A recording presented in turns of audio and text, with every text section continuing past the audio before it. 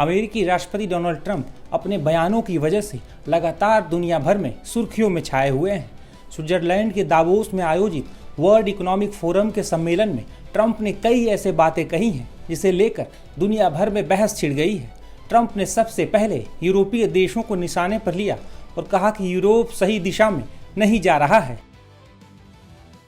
इस दौरान उन्होंने कनाडा का विशेष रूप से जिक्र करते हुए कहा कि अमेरिका कनाडा को कई तरह की सुविधाएं और सुरक्षा देता है, लेकिन इसके बावजूद वहां के नेतृत्व में कृतज्ञता की कमी दिखाई देती है। ट्रंप ने अपने बयान में कहा कि उन्होंने हाल ही में कनाडा के प्रधानमंत्री को देखा था, लेकिन उनके रवैये में अमेरिका के प्रति कोई धन्यवाद का भाव नजर नहीं आया। उन्होंने दावा किया कि कनाडा अमेरिका की वजह से ही सुरक्षित और अस्तित्व में है। दरअसल कनाडा और अमेरिका काफ़ी लंबे समय से एक दूसरे के सहयोगी रहे हैं। इसके बावजूद भी राष्ट्रपति ट्रंप लगातार कनाडा पर हमलावर रुख अपनाए हुए हैं। तो वहीं यूरोपीय देशों और अमेरिका के संबंध भी काफ़ी अच्छे माने जाते रहे हैं। द्वितीय विश्व युद्ध के बाद अमेरिका ने यूरोप के पुनर्निर्माण में मदद की, जिससे दोनों के रिश्ते मजबूत हुए। आज अमेरिका और यूरोप के कई देश नाटो जैसे सैन्य गठबंधन का हिस्सा हैं।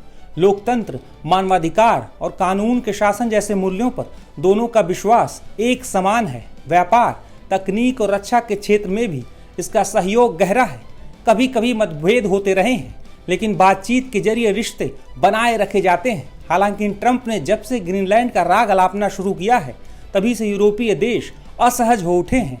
राष्ट्रपति ट्रंप के दौर में नाटो का खर्च बढ़ाने का दबाव, व्यापार पर टैरिफ की धमकियां और अमेरिकी फर्स्ट नीति ने यूरोपीय देशों को चिंता में डाल दिया है। अब यूरोपीय देशों को लगता है कि अमेरिका अब उन्हें बराबरी का साझेदार नहीं, बल्कि आदेश मानने वाला सहयोगी समझकर फैसले कर रहा है। ट्रंप के हालिया रवैये ने यूरोप को पूरी तरह से असहज कर दिया है। ऐसा नहीं है कि ट्रंप केवल यूरोपीय देशों या कनाडा को निशाने पर रख रहे हैं। ट्रंप ने इस दौरान चीन को भी निशाने पर रखा। इसके अलावा भी उन्होंने कई देशों पर बातें कही हैं। हालांकि अमेरिकी राष्ट्रपति ट्रंप ने ग्रीनलैंड के मुद्दे को लेकर जिस तरह का अड़ियल रुख अपनाया है, उसके बाद अब यूरोपीय देश भी तैयारियों में जुट गए हैं। बता दें कि फ्रांस, जर्मनी, नॉर्वे और स्वीडन ने ग्रीनलैंड में अपनी सेना तैनात कर दी है।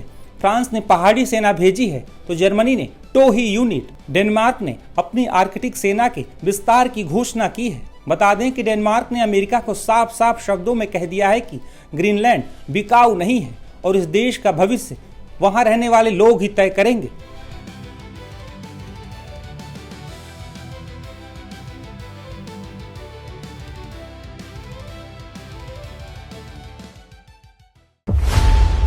खबरों की रणभूमि में यहां शोर नहीं, सोच लड़ती है। जहां शब्द नहीं, फैक्ट्स वार करते हैं और हर सवाल खोलता है सच की नई परत।